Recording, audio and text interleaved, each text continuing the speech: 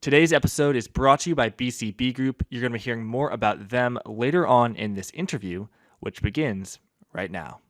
We've got a rare conversation today. I'm joined, as always, by Fed guy Joseph Wang, as well as by our special guest, Scott Skyrm, Executive Vice President at Curvature Securities. Scott is an insider in the repo market, which is a huge market. It's quite not typically understood that well. So I'm really glad that we have someone in the trenches in the repo market. Scott, great to have you here. Could you just quickly tell us, what do you do at Curvature Securities and what is the repo market? Okay, those are the first one's very easy. The second one's a really big topic of conversation, and I'm sure we will get into more of the weeds and the depth of it as we go. So at Curvature Securities, I'll start off by saying I've been in the repo market my entire career, so that's kind of pushing 30 years. I don't know if that was good or that was bad.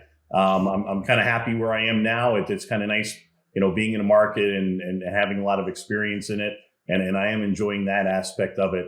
But really, that's all I've done. So I've had a lot of time to participate and think about the repo market. And in terms of Curvature Securities, we are a broker dealer. We have clients who are hedge funds, banks, broker dealers.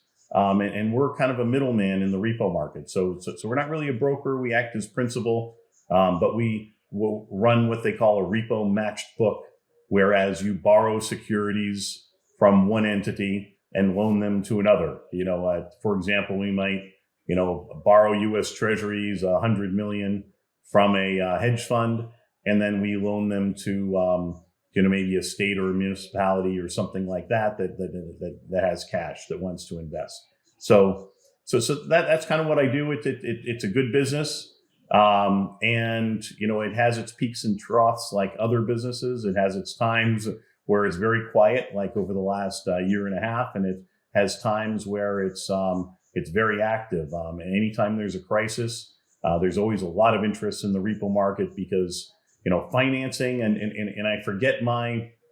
sometimes I forget my phrase about that. Whereas if the finance industry is the engine that runs the economy or something like that, the car of the economy, the repo market is what greases the engine. So it's a very important behind the scenes part. So what is the repo market? The repo market is in essence borrowing and lending securities. So if you have a cash investor like a state or a municipality or a bank, and they want to invest their cash, and usually repo is very short term. It can be anywhere from overnight to 1 year, but most of the repo trading and investing and buying and selling is very, very short term. So a large institutional investor that has cash will invest in the repo. And why invest in a repo? Well, it's a collateralized loan. So, if you're a big bank and you want to invest your cash at the current overnight rate, you get to hold a U.S. Treasury security as collateral. So it's a very safe investment.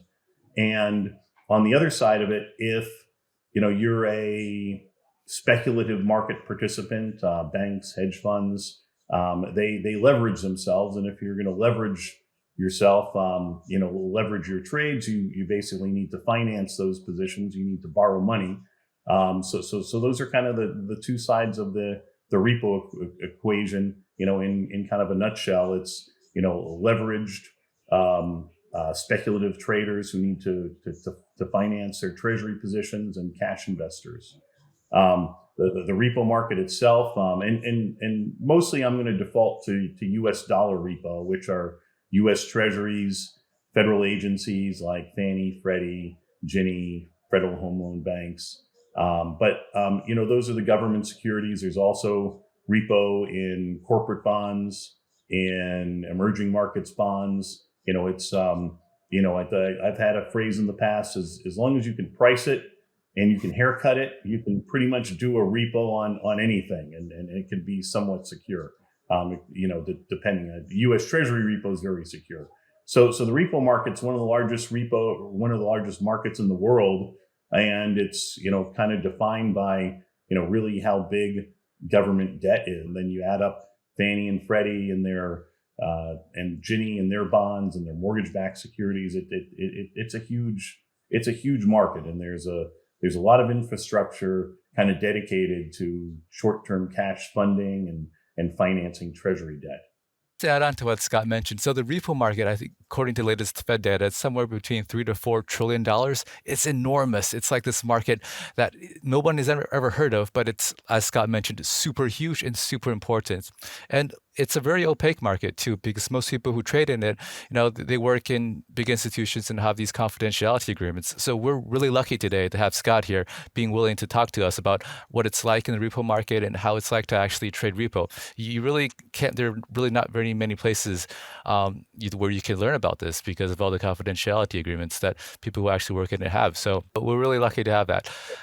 So Scott, since you've been in the market for such a long time, do you feel like there's been a big change over the past 20 years in the market? I mean, as I understand the repo market, it used to be bigger, and now it's like, even though the debt is bigger, it seems like there's the market itself is not as big as it was pre-GFC.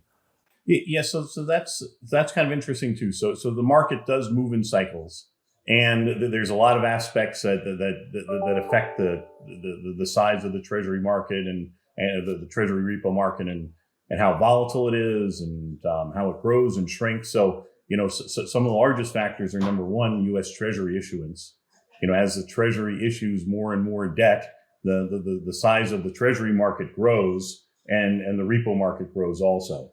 At the same time, the Treasury repo market has not grown in the past 2 years. It's actually probably shrunk because the Fed has been running a QE program, and they've run up the size of the balance sheet from 3.6 trillion or so in 2019 to about 9 trillion right now. So that's about $5 trillion worth of securities that might have normally been in the market right now and that are sitting sitting at the Fed right now, which, a lot of them are coming back into the market in the near future. I'm sure that's a question pretty soon. So overall, I mean, if you look at the market, the repo market 20 years ago, it was very different. So it was very bank oriented. So, back then in the 1990s, the large global banks had bought up all the U.S. broker dealers, or almost all of them. And the banks had the balance sheet. They didn't really have any constraints on balance sheet. So it was actually, kind of thin, the spreads were kind of thin in the repo market for a number of years. However, we did have a couple of good crises. So when there's a crisis, spreads widen and there's a lot of volatility. So, it wasn't a terrible time in the repo market, but there was a lot of competition because the banks were large and the banks didn't really have any limits to their assets, and the banks were trying to attract business. They're trying to attract customers by giving those customers financing. So if you're very easy on financing a customer's securities, they might do buy and sell more treasuries with you, or be part of your, join your prime brokerage, be a customer for you on the prime brokerage. So banks were very competitive. However, and there has been an underlying trend in the repo market, ever since the 1980s, where this market has grown and grown and grown. And I think that the Fed has been, somewhat reactive to the market as it continues to grow. So the Fed has had to change a lot because of the growth in the repo market, where, you went from, in the 1980s, some small broker dealers and small balance sheets, and the market continued to grow and grow. And the Fed has had to kind of transform to be able to fund this debt. And there's a lot of risk, that's emerged over the years with 1990s and long-term capital management and financial crisis and banks. And, we got into repo products earlier, back before the financial crisis, people were financing CDOs. And, when all of a sudden the music stopped on the CDOs, you were pricing them for a while, then all of a sudden there was no price for them, and then the market crashed.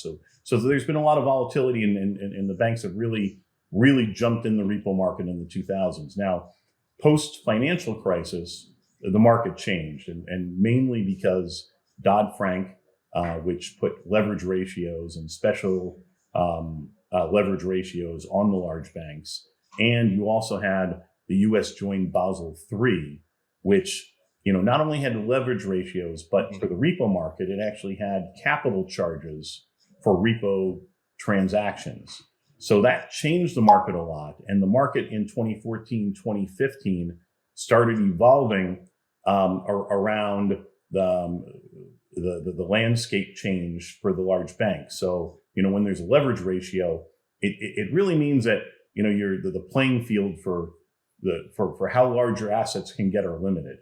And if you're going to limit a bank's assets, the repo is the smallest spread product that you're doing. However, at the same time, and what I mentioned before, is that banks use repo and financing to get prime brokerage business from customers and hedge funds. So right around 2014, 2015, 2016, the banks really cut back on the size of their balance sheets. And, they really reevaluated how much balance sheet they were using. And they started looking at making sure that when they used balance sheet, that they were getting enough return on that balance sheet from customers from other products. So that was a big trend back then. Now, over the last few years, I would say the largest trend in, when we hit the peak of the last cycle, so you had the last tightening cycle, which peaked around, 2018, somewhere in there. But at the same time, and the market has been used to easing and tightening cycles for many years, for tens of years. But there's a new factor in the market, and that's the Fed's balance sheet. And the Fed has run a balance sheet, has had a balance sheet for a very long time, but the balance sheet hasn't really been used for monetary policy. And so, throughout the last QE buying cycle, and the Fed had run up the balance sheet to about 4.3 billion. Does that sound right, Joseph? Or is it 4.6? Trillion. Yeah, somewhere around there. So it got up to 4.6, and let's say, or 4.3, and then the Fed had turned around and started putting those securities back into the market. And in a broader sense, what happened when the Fed was putting securities back into the market, they were doing balance sheet runoff at the time. And I would define quantitative tightening, I define as the Fed selling securities, and balance sheet runoff, I define as the Fed letting existing securities mature. So when a bond pays principal, or matures, or a mortgage-backed security pays principal and interest, that the Fed was not reinvesting that money. And then they ran the balance sheet down to about 3.6 trillion, from 4.3, let's say. And the repo market blew up in September of 2019. And there's a lot of causes, that you can look at that. And, and I think I put something out. I put out a white paper on it. I just, basically sat down and write a 10-page paper with graphs and charts and everything, a couple of weeks after it happened. And that was my view.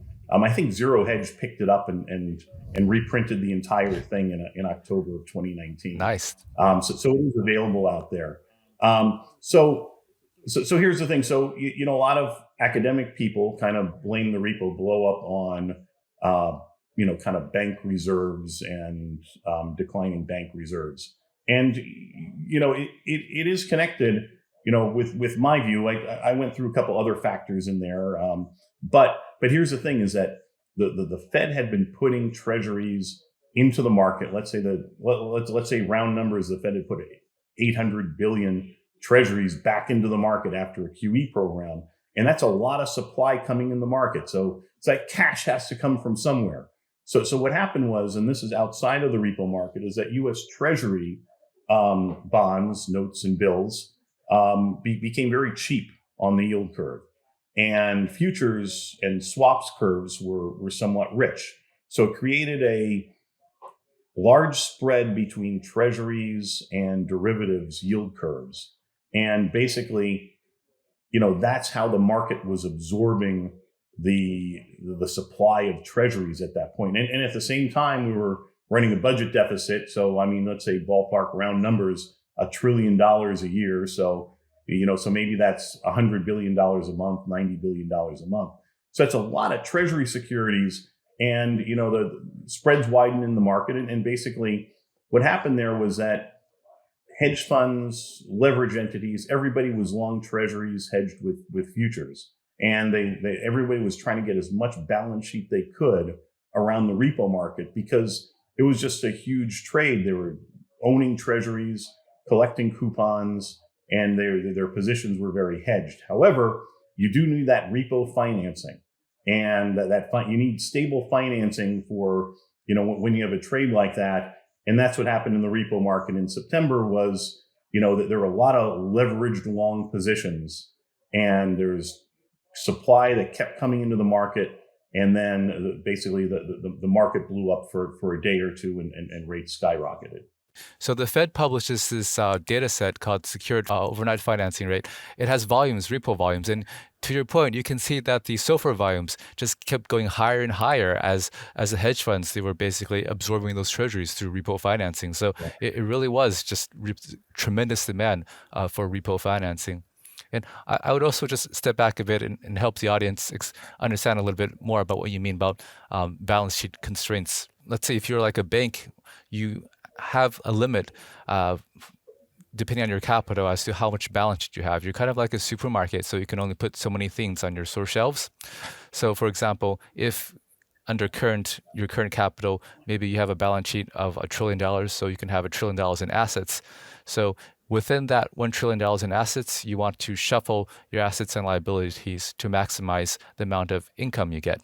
So if you're doing repo, let's say you're borrowing $100 million at 1% and then lending $100 million in reverse repo at 1.1%, that's taking up $100 million in balance sheet, but you're only earning, let's say, 10 basis points. So that's usually not a really good business, not a really good use for your balance sheet since you only have so much. So banks kind of don't necessarily want to expand unless they can get other benefits from having this. And as Scott mentioned, some of that other benefits is just the relationship aspect of having, for example, maybe you can make this money off fees of your clients. So you provide a repo service to a hedge fund. It's not really profitable, but you can get income from other aspects of that relationship. So it's kind of like a loss leader in an extent. I'll tell you, I'm gonna take your analogy one step further with the supermarket, and think of a bank as there's all those different departments at the supermarket. There's the meat department, the seafood department, the fresh vegetables, the canned goods, the pet products, and all those different areas get allocated a certain amount of balance sheet. Usually once or twice a year by bank management, and so all those different areas are basically trying to, maximize their balance sheet and their return. And of course, the fresh seafood, counter is going to say, listen, we should get all the balance sheet because we have the biggest spread. But the canned goods department says, you know what? If you don't have canned goods, people aren't coming in, to the supermarket to shop. So it's a good analogy there. So, but for like a broker dealer like yourself, that's not under the leverage ratio. It's kind of like a really good opportunity, right? So, unlike let's say a bank under Basel III, you have, I guess, less constraints in your floor space. So you'd be able to come in and provide a service to these people who want repo, but wouldn't be able to get balance sheet from a bank because maybe the bank is full, right? Yeah, I'm gonna beat the dead cat one more. I'm gonna run over the dead cat one more time. And yeah, so Curvature Securities, where I work, we're a sole purpose entity, and there's a few of us out there that are really just financing businesses, securities financing businesses. We're mostly repo matchbook business, kind of like being a specialty butcher. We're not in the supermarket, but we've got a shop a couple doors away. And we provide very specialty, high quality, goods there. So, and Joseph, I know what you're steering me towards is that yes, as bank regulation increased, with Dodd-Frank and Basel III, there ended up, sometimes you present the market with a problem, or with something that needs to be solved, and the solution comes about. And like the principals at Curvature Securities had a great idea in 2014, 2015, was why don't we start a broker dealer that just does repo? And there's a few of us out there. So it's been a great business. We've got a sole business, no prop trading, no risk taking, just borrow and lend securities. So a lot of the broker dealers, and it's interesting, the hedge funds will call us, and the guys, in our niche, balance sheet providers. So basically, a hedge fund goes to their prime broker, and their prime broker might say, listen, we're giving you a $10 billion, limit as to how much balance sheet we allocate to you. But they have trades where they want to do, 12 billion, or they need to do 15 billion, to get the returns on the trades that they want. So they go to outside entities outside of their prime broker, like ourselves, to get balance sheet so that they can kind of maximize their business.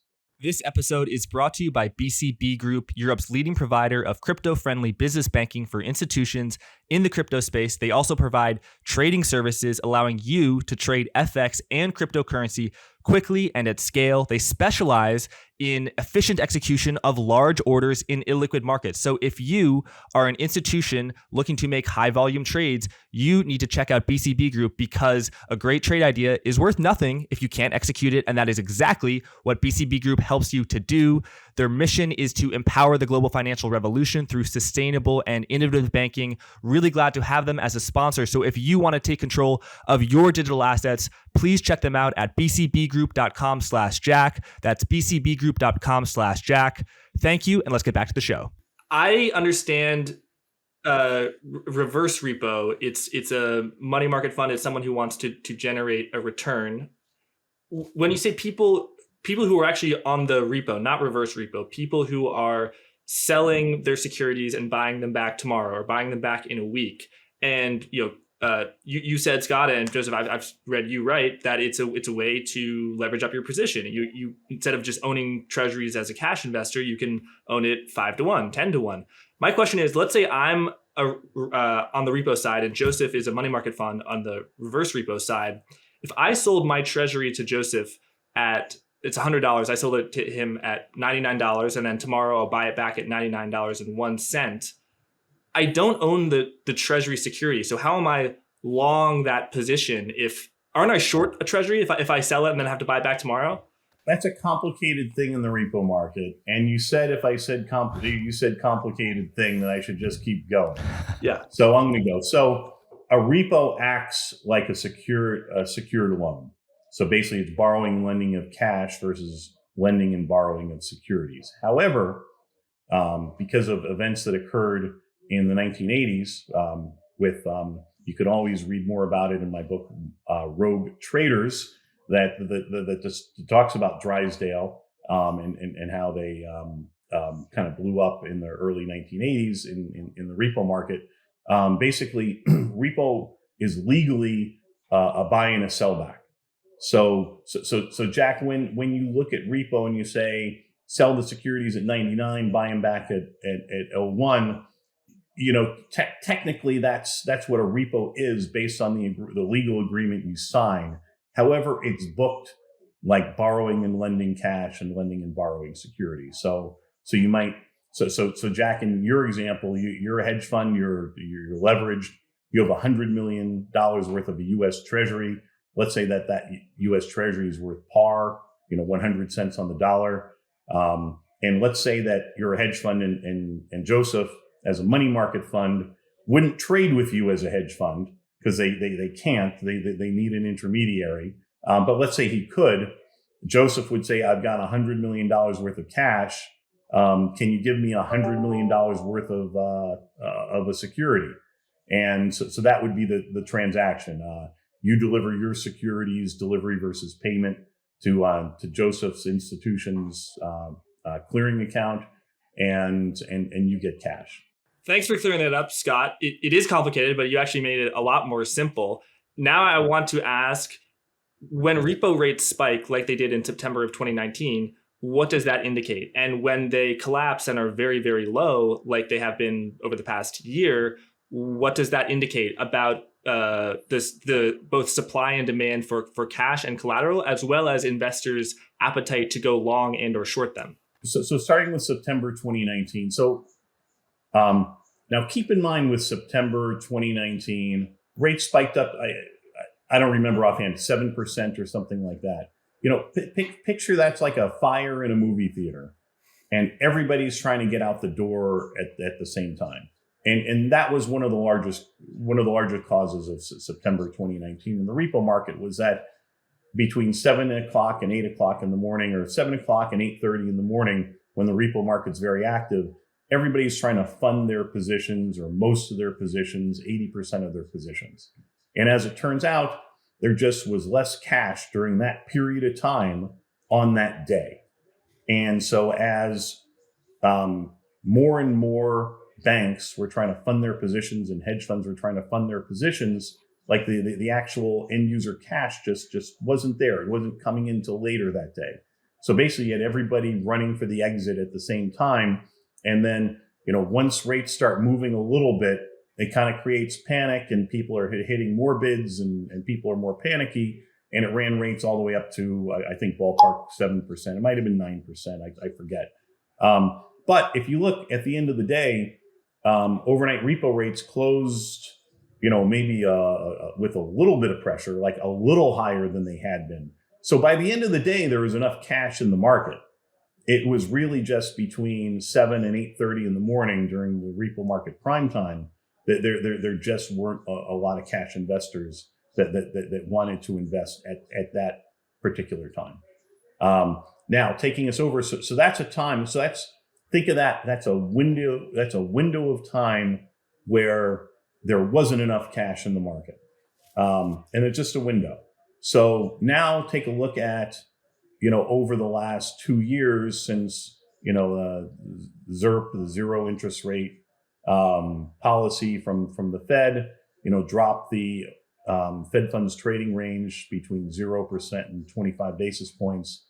And as the Fed, now, of course, the Treasury was doing a lot of issuance also. So, I mean, if, just don't want to be an Econ 101 lecture, but the government spends money, it's putting cash into the hands of the public. The government then issues debt to pay for that cash, but the Fed buys that debt.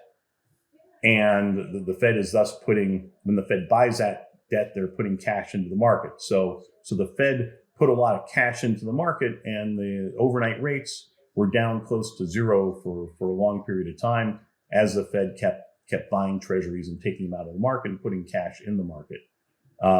So here's two great examples, as your questions were, over a two-year period of time, the Fed put a lot of cash in the market. It drove rates down to near zero. Okay, and I just want to be clear that I think when you say rates down to zero, you're referring to repo rates. So the yield on the 2-year could be 2.5%, but the repo rate would on that to lend and borrow it and buy back would still be 0%. Joseph, Scott brought up the repo rate and the reverse repo rate and those facilities by the Fed. And I know you've written a lot about how the Federal Reserve uses that sort of as a floor and a ceiling to control the repo rate. Can you just give us a little insight into that? Yeah, so as many of you know, the Fed has this facility. It's called the reverse repo facility.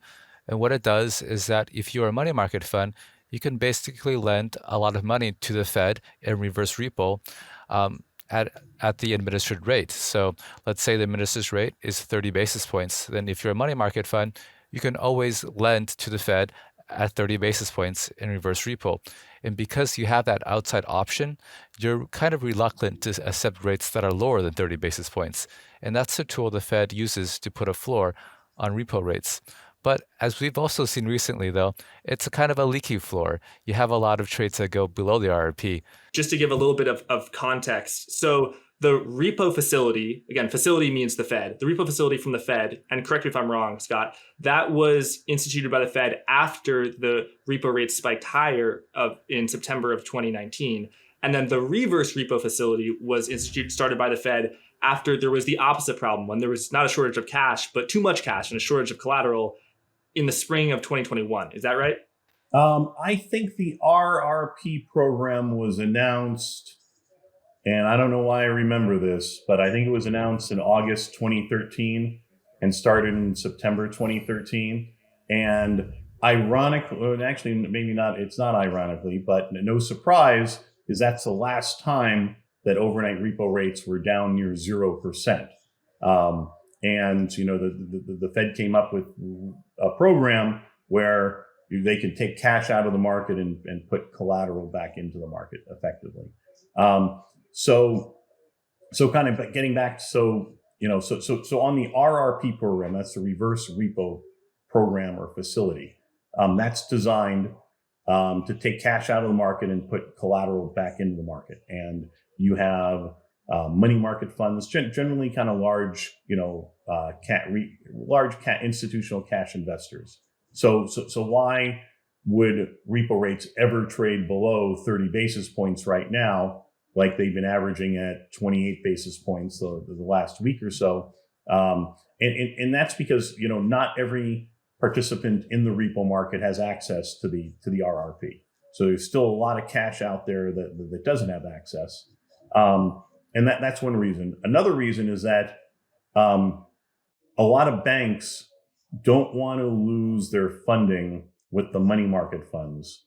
So they'll probably show them 30 basis points. The money market funds might say, we're okay taking 29 basis points just to keep business on. So there's also a situation where the banks want to keep the business on with money funds, and the money funds want to keep business on with the Fed, and they figure out a way to kind of meet in the middle. And there's another factor too, is that the RRP, I believe, is done around 1 o'clock or so, 1:15, in the afternoon. And there's West Coast money that comes in, and that West Coast money, tends to drive repo rates lower in the afternoon. Like if you look statistically, repo rates tend to drift lower as the day goes on. And a lot of that is there's West Coast institutions with cash that have already really missed the cutoff for the RRP, and they go directly into the repo market. Okay, so sorry, what is the reverse repo rate now from the Fed? It's 30. It's set at 30 basis points. So previously, before March, it was set at 5 basis points. And as Joseph had said, it's the Fed's way of putting somewhat of a floor on repo rates. Right. And Joseph, you said this months ago, so correct me if I'm wrong, but you've said that when people say the Fed is hiking rates they're hiking by 25 basis points. On paper, it is the federal funds rate, and that they have a target range, and it's the effective rate. But really, it's actually the repo and reverse repo market, and that's how they control those levers, because the only investors who do the Fed funds market anymore are people who can't access the repo market. Is that right? So the people in the Fed funds market are just home loan banks, and they can do repo, but they're just not important. It has to. Okay. Jack, you're exactly right that the RRP is kind of the tool that the Fed uses to really transmit monetary policy. Because if the RRP rate is available to a wide range of participants, it's directly available to the money market funds, but indirectly available to other people. For example, I could put money in a money market fund, and the money market fund can then invest in the RRP. I won't get that full 30 basis points, but when it goes up, whatever I get, it's going to go up as well. So that's kind of how the Fed transmits policy. That and interest on reserves, but the RRP is more important, since that's the one that we can all indirectly access. Okay, right. So Scott, the reverse repo rate from the Fed is 30 basis points. So investors, money market funds can get 30 basis points risk-free anytime they want now. So now I'm looking at a chart of overnight rates for the 2-year Treasury, showing that 4 days ago or maybe 3 days ago on April 26th, rates for the repo rates for the 2-year were as low as negative 140 basis points. Why is that happening? before we get into that, Scott should probably walk us through the difference between general collateral repo rates, which is what we've been talking about so far, and specials, which is, Jack, where your question is heading towards. And this is kind of an important part of the repo market too. So I guess I'll let Scott. Right, exactly. So far our conversation has been, let's say about the private repo market, money funds, hedge funds that borrow and lend securities, and the aspect of the Fed's participation in the repo market. And that's one aspect of the repo market. Another aspect of the repo market is what they call the specials. So they're what they call the on-the-run issues. So on a monthly basis, the Treasury Department issues new 2-year notes, 3-year notes, or 3-year notes, they are every month. 5-year notes, 10-year notes, bonds. There's a regular auction schedule for all U.S. Treasury issues. And that's what they call the on-the-run Treasury, or the current issue. And that's the issue that's traded. So when you go into the Treasury market, there's a lot of trading in the market. There's a lot of people that are buying and selling 2-year notes, 3-year notes, and that's where all the liquidity is. So like the bid offer spreads for the on-the-run current issues are very, very tight.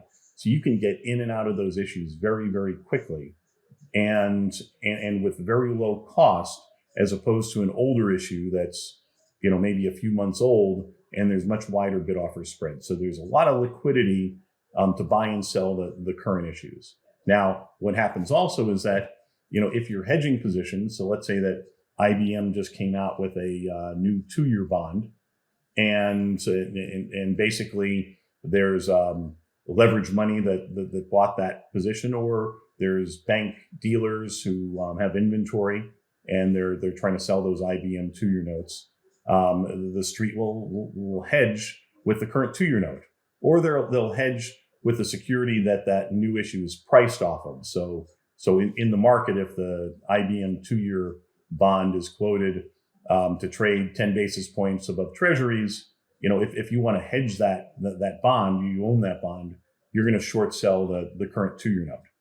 There's a lot of dynamics that kind of run through the auction cycles. But what happens in the Treasury market is that, 2-year notes have had a lot of shorts over the past couple of months because, it's a good indication of where Fed policy is going. So if the Fed is tightening rates, being short selling a 2-year note is kind of a good way to get short in the marketplace. So there's a lot of dynamics with the on-the-run issues and the buying and selling. But what happens is that shorts will accumulate in the on-the-run and current Treasury issues.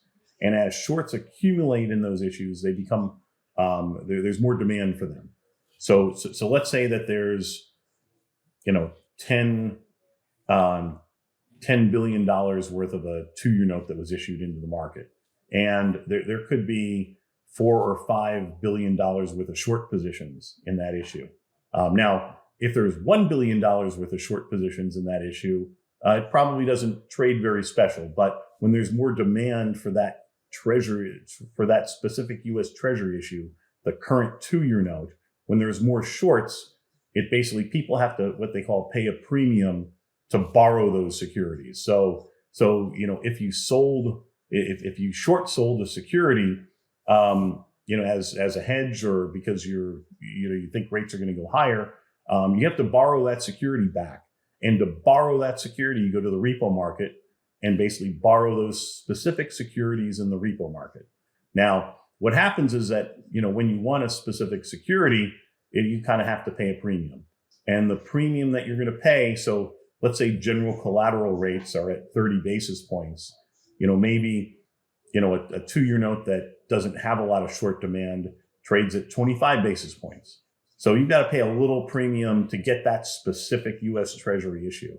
Now, let's say that there are $5 billion worth of shorts in the 2-year note. Well, that might trade at zero, a rate of zero, or it can even trade negative because people need to borrow that specific U.S. Treasury. There's a lot of demand, and there's a lot less available in the market, and that will drive rates to zero and can even make them negative. So if I'm a cash investor, like let's say I have $100 million and I just want to lend my cash in repo just to get a safe return, and I don't care whatever collateral I get as long as it's treasuries, then I'd get what the general collateral rate, right? Like 30 basis points. So, but if I Right. actually want to specify, I want the 2-year because I want that to short it, then and there's a huge demand, then I'm going to have to be willing to accept a lower interest rate for my cash, right? So as you mentioned, let's say if the general collateral rate is 30 basis points, maybe I'm willing to go to zero or negative because I just want the 2-year. It's not that I want to invest my money. What I really want is the 2-year to short. So that I pay for it by accepting a lower interest rate, right? Exactly. So a low interest rate indicates a high appetite for borrowing and a high appetite to short treasuries. So the fact that the 2-year note 3 days ago had a bid as low as negative 140 basis points, does that indicate that people want to short treasuries and they're doing so? Well, I wouldn't say necessarily want to short treasuries. It means that there are shorts in the current 2-year note, and it does vary by sector. So currently, for the past 2 months, there's been a lot of shorts in the short end of the Treasury curve. So there's been a lot of short positions in Treasury bills and in 2-year notes because people are expecting the Fed to raise rates. And what also happens too is that if you're expecting rates to move higher or there's a large risk of rates increasing, you're also a little bit more diligent to hedge your positions than you were previously. If you got a declining market, you might, hedge part of your position, maybe not all of it, but when you have a market like we have now, people are very tight with their hedges. So long positions tend to be hedged right around now, and there's speculative shorts, and there's just a lot of market activity right now. There's buyers and sellers and 2-year notes moving around, and it creates dislocation. Securities moving around, does create more, less supply in the market, more demand. Do you get a sense that if something is really special, let's say the 2-year is really special now, that has an impact on what the 2-year yields are? Like if it becomes more difficult to short, does that mean that it's less likely for the 2-year to further sell off, or in your experience? So what happens? There's traders out there, and they're watching the Treasury market, and they're watching the OIS swaps market or Eurodollar futures, and they're watching the spreads, like we talked about a little bit earlier, a couple of years ago, where Treasuries were cheap and the futures were rich. So there's traders out there watching every little movement. So if you're long a 2-year note and you're carry, which is owning the security and repoing it out, you get a very low interest rate, to loan your treasury. It affects the value of that treasury. It makes it more valuable.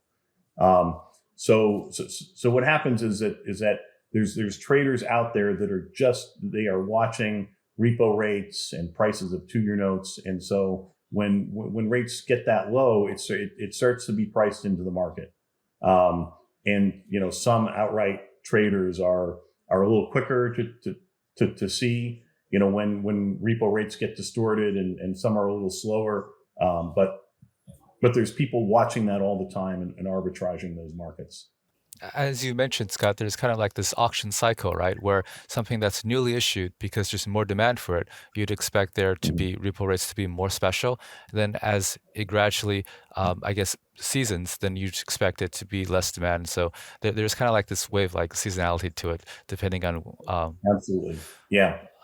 And that can be a whole out discussion on its own. Scott, let's get to the crux of the matter, which is, now that quantitative tightening or balance sheet runoff approaches, how strong do you think the repo market will be to withstand the pressures of bank reserves flooding out of the market and treasuries flooding into the market? What was the actual balance sheet reduction the last time runoff happened? Something around 700 billion. I think So now that it's going to be three to four times larger, a balance sheet runoff, what can the repo market withstand that? So let me tell you what's going to happen. Okay. And not a lot of people agree with me, but I see it as clear as day. I mean, it is so clear. This is what's going to happen. So as the Fed starts balance sheet runoff, and they may just let securities mature, they might sell securities. I think they're just going to let securities mature. And that's 90 billion, 95 billion of securities coming into the market every month. If you take the government budget deficit, let's ballpark that at 100 billion in net new treasuries coming into the market. So, let's say you got 200 billion of securities coming into the market. So here's what's going to happen. First step is the RRP is going to drain. So there's 1.8 trillion in the RRP. So let's say $200 billion a month. That's going to drain first. And then once the RRP is pretty much down to nothing, then there's going to be net U.S. Treasuries coming into the market that's not going to be absorbed by the RRP cash. At that point, which is in about a year from now, in 2023, you're going to see a migration of overnight repo rate, where it is now. It's at the bottom of the Fed funds target range at 28 basis points. The target range is between 25 basis points and 50 basis points. That overnight repo rate is going to migrate to the top of the range. As Treasury supply keeps coming in the market, repo rates, there's going to be higher rates that are needed to fund it. So then repo rates are going to go to the top of the range. So let's say that, we were in, where we are now, then repo rates will be potentially 50 basis points in relative terms, sometime in, once repo rates migrate to the top of the range. Then what's going to happen is it's going to be a mirror reflection, pretty much, of all the cash that's in the RRP program right now, is that primary dealers are going to be going to the Fed for the RP program, and putting treasuries in the RP program, because repo rates, they're going to be a little bit above the top of the Fed funds target range, because the market needs to fund all these treasuries. So I say in 2 years, you're going to have overnight repo rates above the Fed funds target range, and you're going to have hundreds of billions of dollars in the repo facility every day. So basically, the hedge fund community will absorb the issuance then and fund it in repo, as you suggested earlier. Just like we had in 2019, exactly. And then treasuries are going to be cheap on the curve relative to futures and swaps, and we're going to be back to where we were, maybe even and then some. Scott, thanks so much for joining us. We'd love to have you back. It's been great hearing your perspective. Anytime. Remember, follow Scott on Twitter, and Scott is the author of multiple books that you guys have to check out. Scott, do you have books handy to show, or? Yeah, so I have 3 books. They're all up on Amazon. More Rogue Traders, which is my best book. Rogue Traders is really good. There's a book on MF Global, which is called The Money Noose, which is good. All those great stories about traders and making mistakes and markets and the gold market and derivatives, and it's a bunch of short stories and very educational for anybody who's interested in the markets. And there may be even a book about the repo market coming out in 9 months or so. Nice. I'm a buyer of that book. Scott, thanks so much for joining us, and talk to you soon. Thank you, Scott. Okay, great. Bye. Hey, Joseph, can you hang on for a few minutes? Yeah, what's up? Well, I feel like he said that the reverse repo is going to fully absorb all of the treasuries being released off the Fed's balance sheet, as well as issued by the Treasury. But isn't it true that those money market funds can really only buy non-coupon securities, very short-term stuff? Okay, I get what you're asking. So I think Yeah. what Scott was saying is that so right now, money market funds, they have a lot of cash and they don't have anywhere to lend it, right? So they're just depositing it in the reverse repo facility. You have, I think it's about 1.8 trillion right now. I think Scott's view is that once we have more, the supply of treasuries and agency MBS to the private sector increases, what will happen is that a lot of the hedge fund investors will buy them. And how will the hedge fund investors finance them? They will finance them in the repo market. So let's say the Fed does $1 trillion in QT, then what that would imply then is that Scott would think that the hedge funds would buy $1 trillion of those securities, and they would fund them in the repo market. So the money market funds, instead of lending to the RRP, will take that money and then they will lend to the hedge funds instead. So that would drain the RRP, and it will also explain how the upcoming issuance in treasuries and agency MBS will be absorbed by the market. And I think his view further is that what would happen is that eventually the RRP will be completely drained. And so then where would the hedge fund community get their financing from? Since issuance is expected to continue, the deficit, of course, is it's like $1 to $2 trillion forever going forward. So the Fed has this repo facility, Jack, which you hinted at. And what the repo facility is, it's basically the opposite of the reverse repo facility. The reverse repo facility is that if you have excess cash, you can deposit it at the Fed. The repo facility is if you want cash, you can borrow it from the Fed in repo as long as you provide Treasury or agency MBS collateral. So what could happen is that, let's say the Fed has QT and the Treasury continues to issue lots of treasuries, then the hedge funds could continue to buy that and fund them by indirectly borrowing from the Fed's repo facility. So hedge fund A, let's say, buys $1 billion in treasuries, gets the financing from a primary dealer who then gets financing from the Fed's RP facility. And the Fed's RP facility is essentially unlimited. So it's a way that the Fed could eventually provide unlimited repo financing to the street. And so that's probably not something that would happen. And so to drain the RRP, it has $1.8 trillion. It's probably going to take a while. And if things play out, we probably wouldn't see our Fed's repo facility increase until probably a couple of years from now. But we'll see. It's a good idea. So it definitely something that could happen.